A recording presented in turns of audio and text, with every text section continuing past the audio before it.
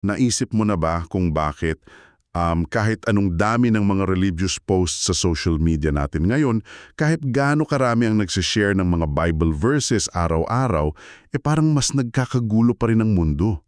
Oo nga, parang hindi nagmamatch yung ingay sa totoong resulta. 'Di ba? At mandito ka ngayon na nakikinig kasi alam ko hindi ka nakukontento sa mga mabababaw na sagot. Gusto mong maintindihan yung mas malawak na konteksto ng mga bagay-bagay nang hindi nalulunod sa napakaraming impormasyon na minsan wala namang laman. Mismo. At tamang-tama ang pagtambay mo rito sa atin ngayon.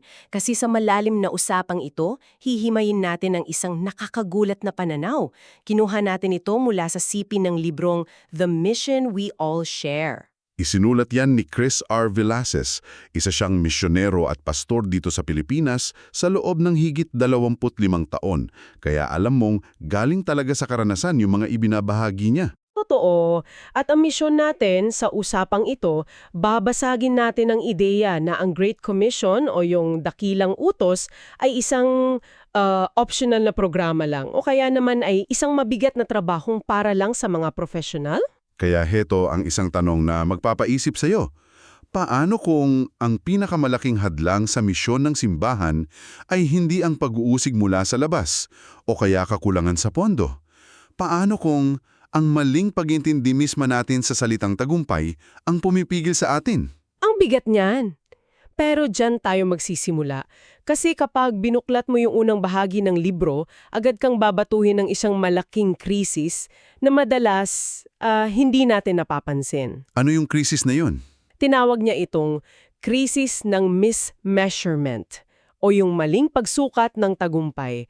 Isipin mo na lang kung paano tumatakbo yung modernong kultura natin. Oo, lahat nakatali sa numero. Eksakto, lahat nakatali sa metrics. Ilan ang likes, gaano kalawak yung reach mo sa Facebook, magkano ang pumasok na pondo, ilang tao ang umattend sa event kanina. Tapos ang nangyayari, hindi namamalayan ng marami na kinokopya na pala nila yung corporate model na ito at inilalapat na sa espiritual na buhay at sa mismong misyon ng simbahan. Ayun nga yung nagiging problema. Aaminin ko guilty ako rito at baka ikaw rin na nakikinig. Minsan kasi pag nag-post ako ng isang nakaka-inspire na quote o kaya may ginawang project ang isang community, ang unang tinitingnan ko ay yung numbers. Siyempre, natural na reaksyon yun. 'Di ba? Kapag madaming taong nag-react o dumalo, ang bilis kong sabihin na, wow, matagumpay yung ginawa natin, pinagpala tayo. Parang kapat umingay, ibig sabihin may bunga. Pero madaling mapagkamalang bunga ang basta ingay lamang. Pero sa kabilang banda, naiisip ko rin, hindi ba kailangan din naman ng mga organisasyon, kahit simbahan pa yan, ng tinatawag na metrics para mabuhay? Kailangan magbayad ng renta, kailangan magpasweldo ng staff. Valid point yan. At hindi naman sinasabi sa libro na tuluyang ibasura ang mga numero. Ang punto dito ay ang pagpapalit ng teolohiya natin kung ano talaga ang batayan ng tagumpay sa paningin ng Diyos. Okay, paano natin bababalansehin yan? Para sagutin yan, inilatag ng author yung dalawang matitinding halimbawa mula sa Biblia. Babasagin nito yung modernong metrics na panagmamalaki natin. Unahin natin si Noah. Yung gumawa ng arko? Oo, si Noah. Isipin mo ang sitwasyon niya. Gumawa siya ng isang dambuhalang arko, dekada niyang ginagawa iyon. At alam mo ba kung anong malala? Ano? Walang ni isang atak ng ulan ang bumabagsak sa buong panahon na yun. Pinagtatawanan siya ng buong lipunan niya. Kung may Yelp o Google reviews lang noong panahon niya, siguradong 1-star rating ang abutin ng ministeryo ni Noe. Mismo. Zero growth rate. Wala siyang nahikayat na sumampas sa arko bukod sa sarili niyang pamilya. Tapos yung pangalawang halimbawa na nabanggit sa libro ay si Jeremiah, di ba? Yung madalas nilang tawagin na weeping prophet. Oo, si Jeremiah. Nangaral siya ng nangaral sa mga tao sa loob ng napakahabang panahon para magpababala. Pero anong nangyari sa kanya? Hindi lang siyang di pinakinggan, kinutya pa siya, binugbog at inihulog sa isang malalim na balon. Wala siyang nakitang pagbabago sa lipunan niya hanggang sa huli. Grabe yun. So, kung gagamitin natin yung corporate metrics na pinag-uusapan natin kanina, yung attendance, reach, engagement, tsaka impact, bagsak na bagsak ang dalawang ito. Bagsak talaga. Sa panahon ngayon, Manabong tinanggal na sila sa pwesto ng board of directors kasi wala silang may pakitang results. At dyan lumalabas ang pinakamalaking pagkakaiba ng sukat ng mundo sa sukat ng kaharian ng Diyos. Kasi sa paningin ng Diyos, sina Noah at Jeremias ay nasa Hall of Fame ng pananampalataya. Ganap silang matagumpay. Bakit?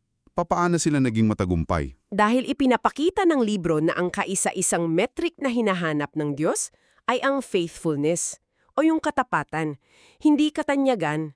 Ginamit sa teksto ang unang Korinto 4:2 na nagsasabing ang kinakailangan sa isang katiwala ay ang pagiging matapat. Hindi sinabing maging sikat, hindi sinabing maging maimpluwensya, kundi matapat. Tama.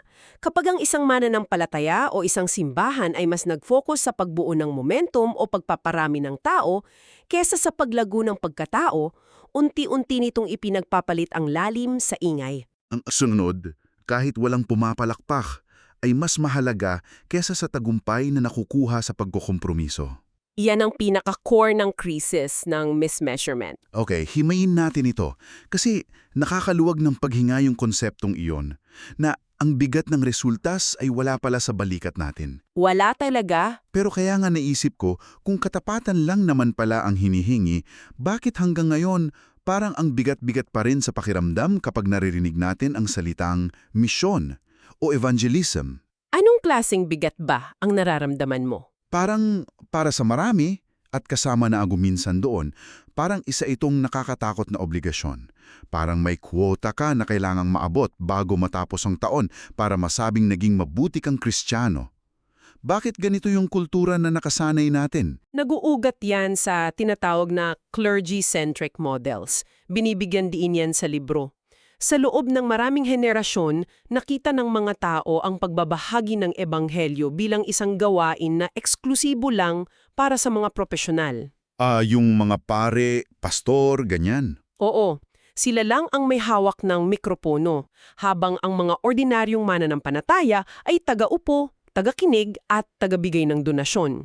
Ginawa nating isang formal na aktibidad ang misyon. Kaya pala kapag inutusan ng isang ordinaryong tao na gawin ito, ang pakiramdam niya agad ay kailangan niyang mag-aral ng teolohiya o mag-memorize ng buong Biblia para hindi mapahiya. Naging isang performance ang pamumuhay. Kaya pala laging pagod at madalas ma-burnout yung mga kilala kong pastor at church workers kasi sila lang ang inaasahang gagawa ng lahat ng pamumunga.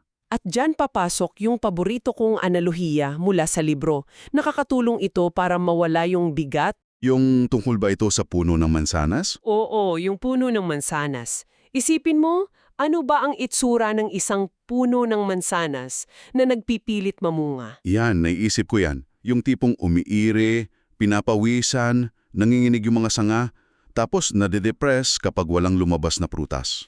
Nakakatawang isipin, di ba? Kasi hindi naman ganun ang kalikasan.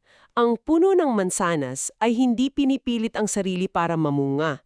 Namumunga ito dahil iyon ang mismong pagkatao niya.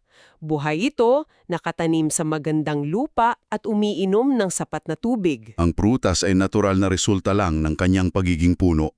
Napakagandang paglalarawan niyan para ipaliwanag ang teolohiya ng Mission Dei. Mission Day? Anong ibig sabihin niyan? Nangangahulugan niyang misyon ng Diyos. Bago pa man ibigay ni Jesus ang dakilang utos sa Mateo 28, yung utos na humayo at gawing alagad ng lahat ng bansa, tinawag muna niya ang kanyang mga tagasunod bilang mga kaibigan, pinili at minamahal. Mababasa natin yan sa Ebanghelyo ni Juan. Bale, inuna mo na yung relasyon. Oo, ito ang isang prinsipyo na binibigyang diin ni Velasquez.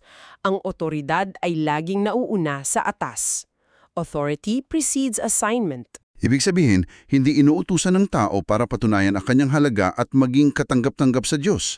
Inuutusan siya dahil tinanggap na siya mula pa noong una. Tama. Ang identidad ay nauna sa aktibidad. Parang sinasabi mo na hindi tayo nag-a-apply ng trabaho sa Diyos kung saan kailangan nating magpasa ng resume na puno ng mga naakay na kaluluwa para lang matanggap. Regular employee ka na agad dahil anak ka. Ang ganda ng pagkaasabi mo niyan. Ginamit din sa libro yung sulat ni Apostol Pablo sa Efeso 2:10. Nagsasabing tayo ay ginawa ng Diyos, mga obra maestra niya na nilikha para sa mabubuting gawa. Ang ganda ng pagkakasunod-sunod noon. Hindi tayo nagpapagod gumawa ng mabuti para maging isang obra maestra. Gumagawa tayo ng mabuti dahil tayo ay obra maestra na. Likas na sa atin iyon. At kung uunawain mo yan ng malalim, mababago ang buong pananaw mo. Kapag naintindihan mo na ang misyon ay nakaugat sa iyong identidad bago pa man sa iyong aktibidad, guguho ang lahat ng guilt trip at yung takot na madalas ipataw ng relihiyon. Kaya yung pagbabahagi ng ebanghelyo at ng buhay mo sa ibang tao ay nagiging isa na lang na natural na pag-aapaw o overflow ng relasyon mo sa Diyos. Hindi mo na kailangang magpangpag o maghanda ng isang perpektong script kapag kausap mo ang kaibigan mo. Ang misyon ay hindi na isang pabigat, kundi isang kagalakan dahil ginagawa mo lang kung sino ka talaga. Ang sarap pakinggan yan, lalo na para sa iyo na nakikinig ngayon na pagod na sa pag-abot ng mga expectations ng ibang tao. Pero paano natin ito isa sa buhay sa makabagong panahon kung saan lahat ay nangyayari sa internet? Diyan nagiging komplikado ang sitwasyon. Kasi kung titingnan natin ang sarili natin, kahit natural dapat ang misyon, bakit ang ingay-ingay natin online? Naalala ko, minsan nagpost ako ng isang napakahabang reflection tungkol sa pananampalataya sa Facebook. Anong nangyari? Buong araw kong ni-refresh yung page ko para lang tingnan kung may nag-comment o kung shinare ba ng mga kaibigan ko. Imbis na makatulong sa kaluluwa ko yung ginawa ko, na-stress pa ako at nabalisa sa metrics. Nakaka-relate yan ng marami sa atin. Bakit ganun ang epekto sa atin ng teknolohiya kahit alam nating ang misyon ay mula sa identidad? Dahil ang teknolohiya ay nagbibigay sa atin ng ilusyon ng impact na walang kalakip na totoong sakripisyo. Hindi sinasabi ng libro ni Villases na masama ang teknolohiya. Maaari itong maging kasangkapan para sa kabutihan. Pero may panganib. Oo. Ang panganib ay nagsisimula kapag ang ating digital projection, yung nililikha nating imahe o boses sa internet, ay unti-unting pumapalit sa ating totoong presensya. May magandang kwento ba sa libro na naglalarawan ito? Meron. Para ilarawan ang pagkabalisang binanggit mo, ginamit sa aklat ang sikat na kwento ni Maria at Marta. Si Marta ay abalang-abala sa paghanda para sa kanyang mga bisita. Tumatakbo siya rito, nagluluto roon. Sobrang daming ginagawa at nagagalit pa dahil pakiramdam niya ay mag-isa sang nagpapapagod. Samantala, si Maria ay tahimik na nakaupo lang sa paanan ni Jesus, nakikinig at naglalaan ng presensya. Napapaisip tuloy ako. Sa panahon natin ngayon, maraming tao ang nagiging parang si Marta sa digital space. Paanong naging parang si Marta? Gawa ng content, post ng post. Nakikipag-debate sa comment section para ipagtanggol ang paniniwala nila. Pero sa huli, pagod na pagod sila at puno ng galit ang puso nila. Yun ang nagiging kapalit ng ingay. Pero hindi naman yata kinokondena sa libro yung pagiging aktibo o yung mismong paglilingkod ni Marta, hindi ba? Hindi. Ang aktibidad ang problema, kundi ang pinanggagalingan ng aktibidad na yun.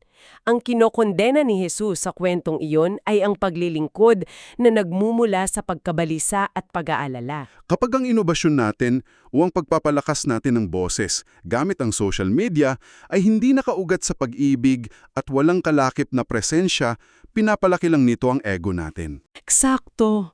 Hindi nito binubuo ang ating kaluluwa. At lalong hindi ito nakakatulong sa kaluluwa ng ibang tao. Dito ko gustong ipasok yung isang napakalalim na konseptong teologikal na binanggit sa libro na ginawang napakasimple para maunawaan nating lahat.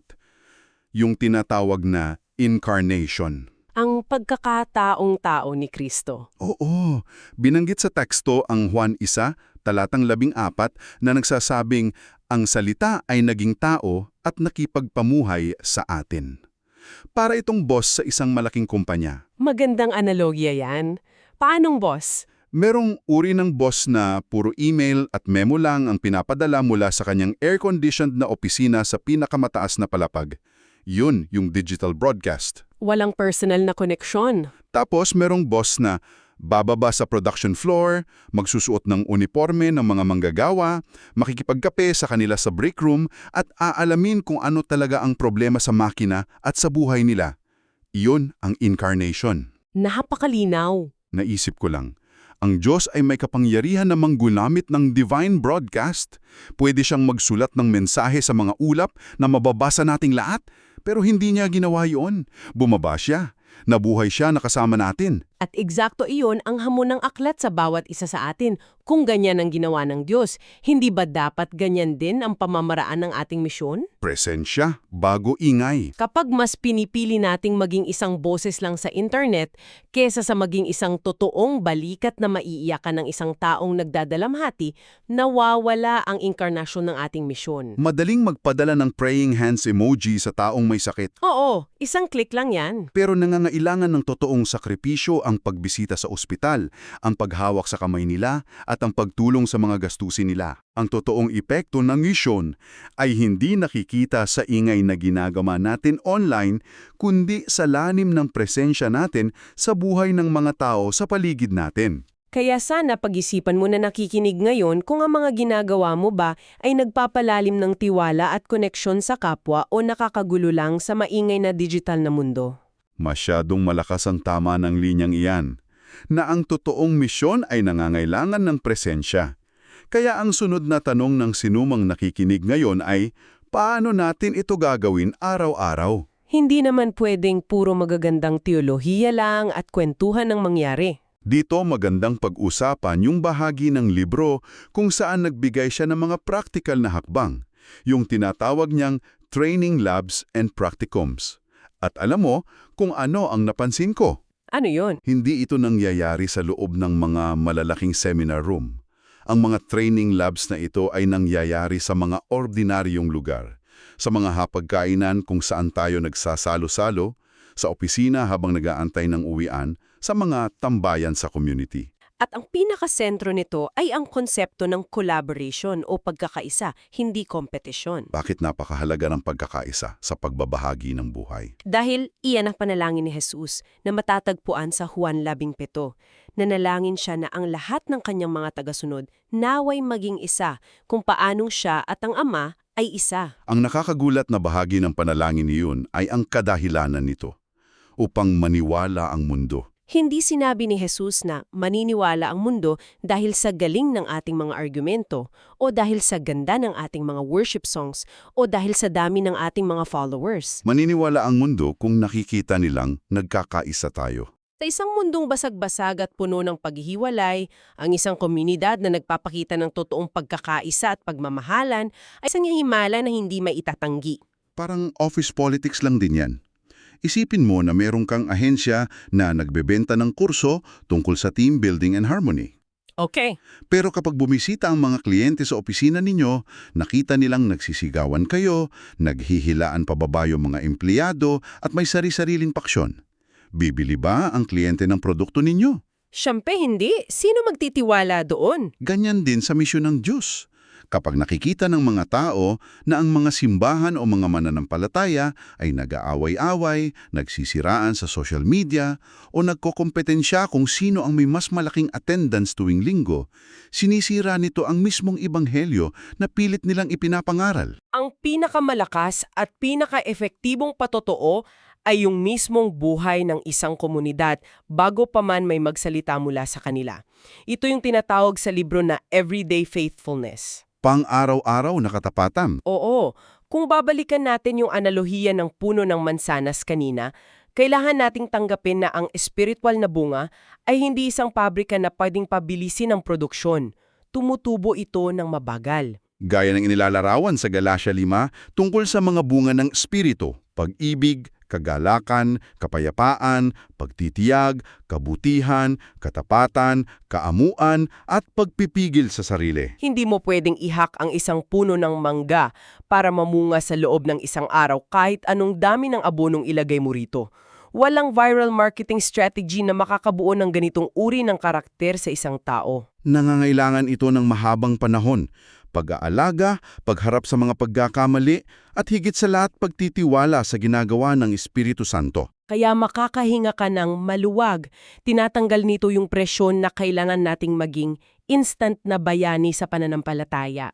Kapag sinabi pala nating misyon, hindi ibig sabihin kailangan mong maging sikat na content creator na nagpapaliwanag ng Biblia o maging isang misyonero na mangingibang bansa. Minsan, ang mission mo ay yung pagpapakita mo ng integridad sa trabaho kahit walang nakatingin at pwede ka sanang mandaya. Misyon, yung pagpili mong maging pasensyoso sa asawa o anak mo, kahit pagod na pagod ka na galing sa trabaho. Misyon, yung pag-imbitang kumain sa isang katrabaho mong alam mong palaging nag-iisa.